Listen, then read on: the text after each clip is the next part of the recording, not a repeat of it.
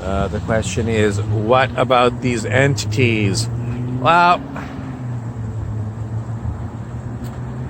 what about these entities? With the SRT, the 2 times I got it done, there were thousands of discarnate entities that were associated with this body, according to the SRT practitioner. Were they the same ones that came back? He didn't say. He talked about some past life things that he got using his pendulum method. Wife suicide or something. And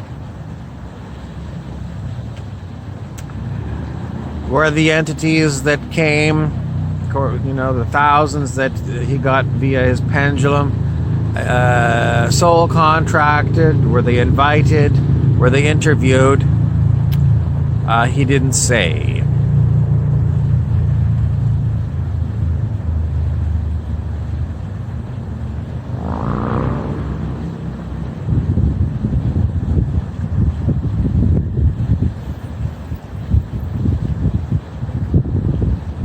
There isn't any way to interview thousands of discarnate entities. So I'm going to say his pendulum was incorrect, and there weren't thousands of discarnate entities associated with this body. And, doing whatever trick he was doing in order to get rid of them. And then a few years later, when I came and I wanted it done again, and oh yes, there's thousands there again, clearly this modality doesn't work. As far as soul contracts, no known soul contracts. And as far as holes in an aura that can get in, I can't tell you because I can't see the aura. And some people that are doing these Dolores Cannon kind of hypnosis things to talk to the entities, and then some of the entities won't leave. I think it's a big waste of time. What you have got is mental bodies. Mental bodies because they are thinking kind of things, sentient things. And then you have got these bodies. And somehow the body is associated with the consciousness, the sentient consciousness. And maybe what happens is you have multiple mental bodies that are associated with one physical body. It's problematic because they all have different wants and needs. And some spirits will call these mental bodies spirits, personalities. Some of these personalities are, they're not even rational. Some of them are absolutely into S&M, being a sadist or a masochist. And there is no known way to change them, and there is no known way to get them unassociated with the body, that we don't even know how they came to be associated with the body.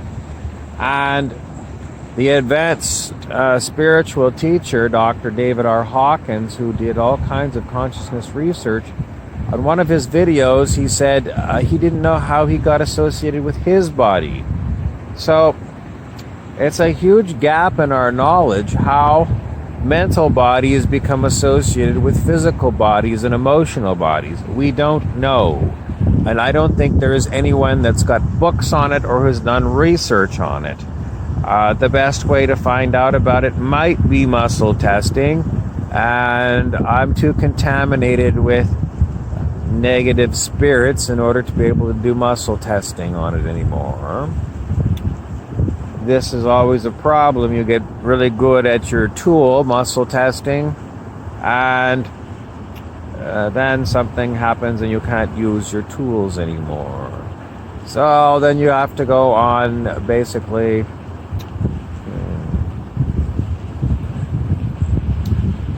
there's no information.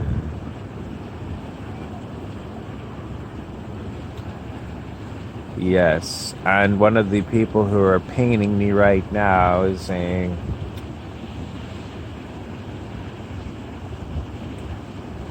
they're never going to be able to stop doing it because they are addicted to causing unpleasantness, causing disease. These are plastic things.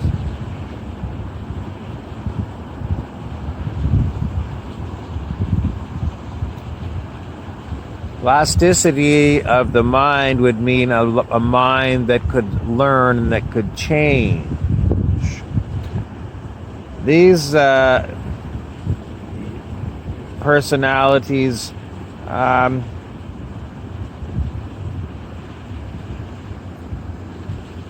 I don't know. The whole point of this talk has become meaningless because you can't get to the root of it all.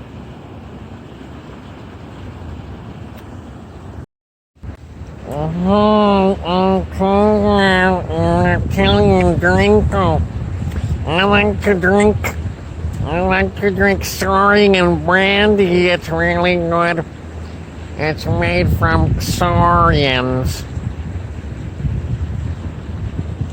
Someone wants to know more information about me. My superpowers that I've got to keep you humans as pets. It's interesting because I can't remember how I gained my superpowers. I just seem to have had them since I was a little wee lizard. But as time went on, I got more and more powers. I don't know how it happened. It just magically things just happened. No one was really a high priest that knew anything about our superpowers. We just had them, and if we wanted to fight each other with our superpowers, it wasn't really too easy because they wouldn't really cross. So if I wanted to use my superpowers against another reptilian, it wouldn't work. So if we had disagreements as reptilians amongst each other, no, we never had. Why? I think it's because of our hive mind. The hive mind decided what was what. And we all were basically followers of the hive mind, so we didn't argue amongst each other. We were totally, organized by the hive mind. As far as we can tell, humans don't have hive minds. They have schools of thought that they hang on to, and they call it science. We don't think it's science. We think it's brainwashing. But, humans are cute pets. We don't know how to free you from your mind control. It not only was here before we came, we don't even know who, made our hive mind either. Some people call it God, but we don't know. It was always there back in our history of our memories. Always there. No one knows how it ever came to be. Sometimes we listen to your YouTube channels, your psychic people, and their mythological stories about how things came to be. We haven't found anything that sounds true. Nothing. It sounds like all bullshit and baffle-gab, and we're quite used to that because everyone knows humans evolved from monkeys. and orangutans. Monkey mind is very prevalent among humans.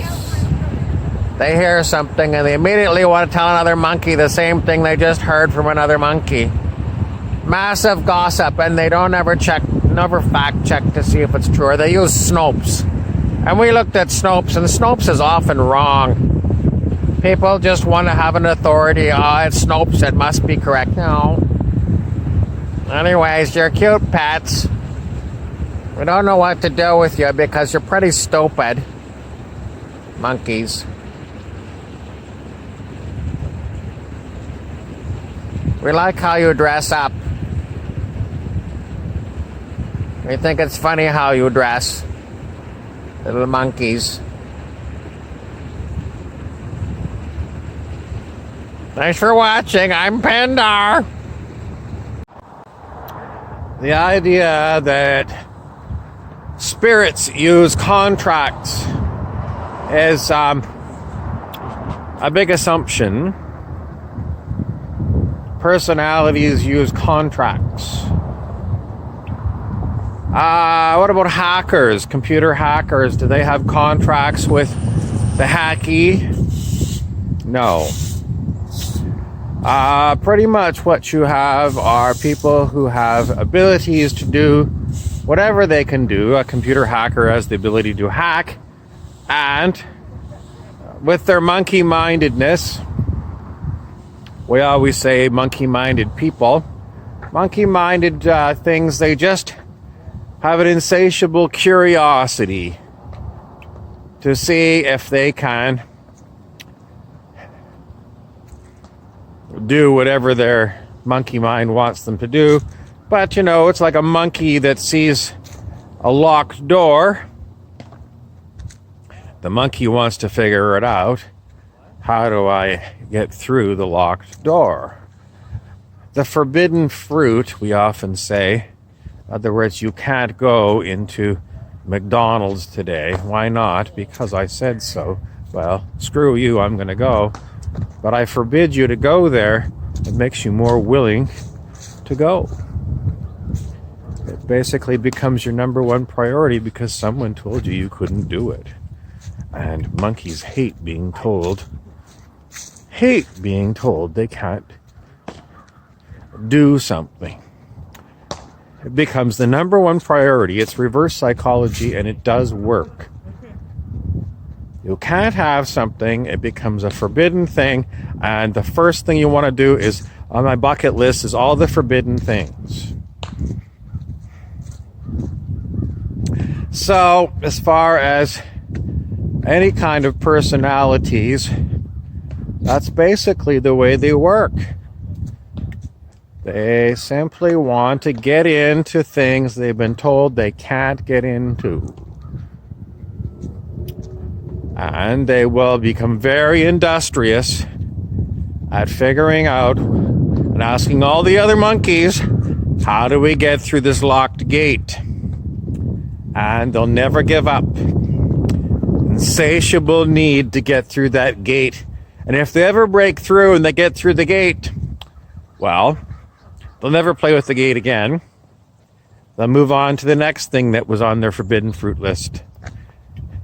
And so there's really no point in opening the gate other than it's locked and I want to have it opened because somebody else wanted me locked out of there. One time I met someone and they had a very strange addiction. They had a strange addiction. They were addicted to breaking into high voltage wiring that the electric company owned. This person would break into these high voltage electrical places and then get his hands on the high voltage wires and electrocute himself. How do I know he was addicted? Well, he did it once and it kind of cooked a little bit of his brain and his eyes looked weird. But he wrote me a letter a few years later and he said, Well, he did the same thing, but this time, when he electrocuted himself, he burned off one of his arms in the high voltage. It was the most horrific letter I ever received. What does it mean? It means some demon got in this person's head. Because a normal human wouldn't do it. You know, someone who is 23 years old that can learn, can, act like a regular person, but somehow gets possessed and goes into the high voltage place. No, this person was possessed by a demonic, and the demonic sent him to do that. Why do demons do what they do? Because they can. They can do it, so they're gonna do it. And humans are not well educated about how demons get into your mind and your body to make you do things. But all the horrible, horrible things that are done on the planet are caused because of demonic possession. There is no other reason that makes any sense. I know some people say brain chemistry imbalances. If there is, it's because the demon has been playing around with something in your makeup. Why do demons do demon things?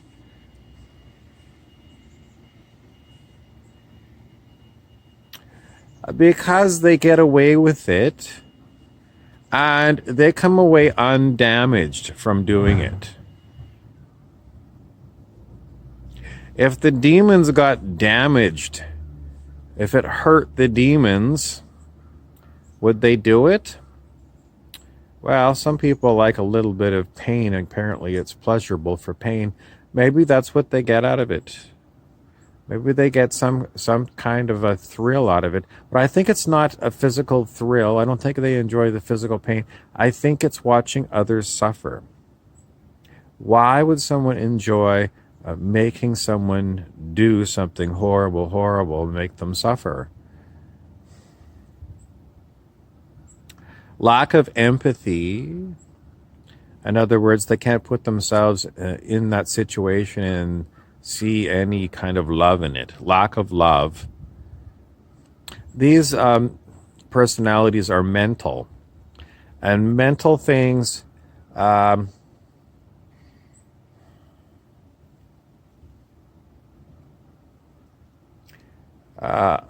mind can conceive of doing good, but the mind can conceive of doing evil. And these demonics get hooked into doing evil things. Just because they can do it,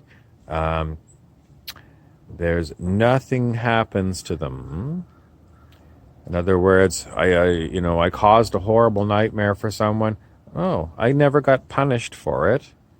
So it's a sense of freedom to cause mayhem. Who's going to investigate these demonics that possess humans? Maybe you.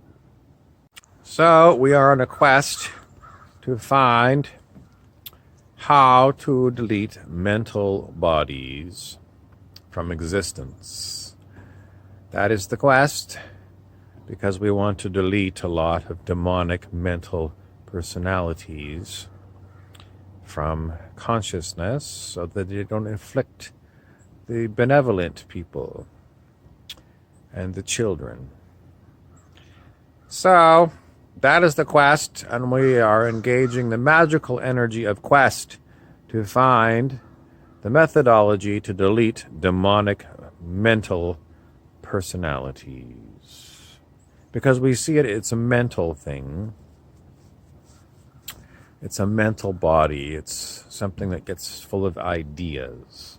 Maybe you could delete the source fields that hold negative ideas.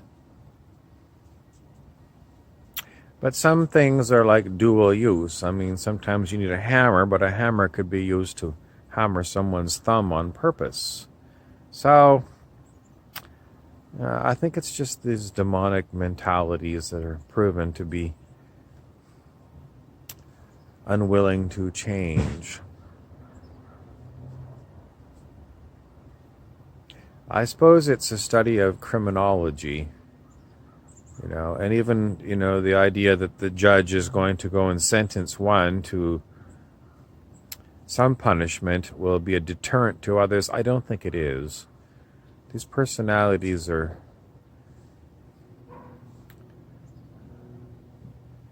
maybe it is for some of them.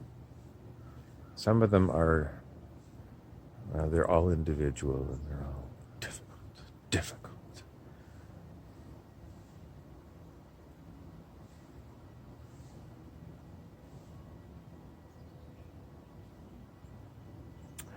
Some people have the idea that you could use technology to control the minds of humans so that they don't get demonic thoughts.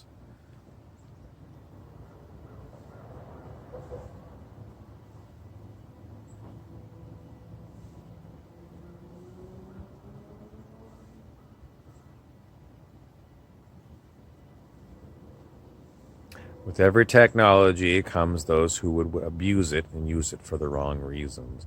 But if there is mind technology being used to create harassment of humans, maybe it could be used. I don't know. I'd rather delete all this stuff. The more these things exist, the more they're likely to be reused again by other people who, what happens if we just change the field polarity and make it a negativity thing? There's too many minds, billions of minds. It only takes one to cause mayhem. Okay, it's me, and I'm going to talk a little bit more about how you're going to manufacture machines that are going to do mind control. These machines are going to have to work on chi, tachyons, because they are faster than light. So we're not talking electromagnetics, we're talking about scalar waves, perhaps some people say. So how are you going to get chi? Where are you going to harvest it from? Biological animals? Or are you going to find some other way to source it? And then you're going to need to focus it and apply it to the purpose you want to use it for. Are you going to hook it up to a computer, an advanced computer, or are you going to do a manual thing? It's just going to use your mind and magnify your consciousness.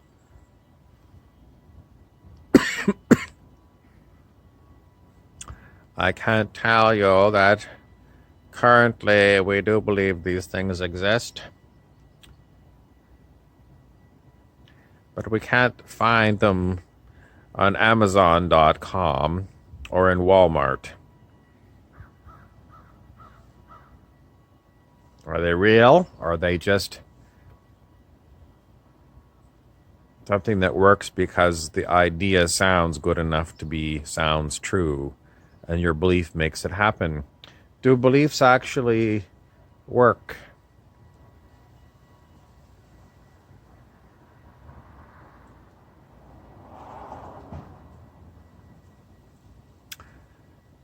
Who dishes out city powers, supernatural powers? Is it just they come once you've hit the certain consciousness field? Dr. David R. Hawkins said that was the case. But how could it be that negative entities could use spiritual powers? The spiritual powers come on at high levels of consciousness. How can negative entities get their hands upon these superpowers and use them for negative purposes? This doesn't follow logically with what we're told about city supernatural supernatural powers.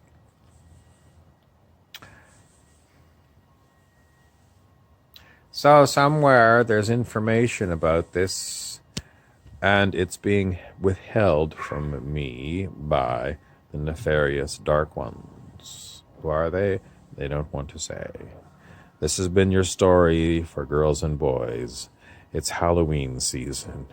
I'm Edgar Allan Poe.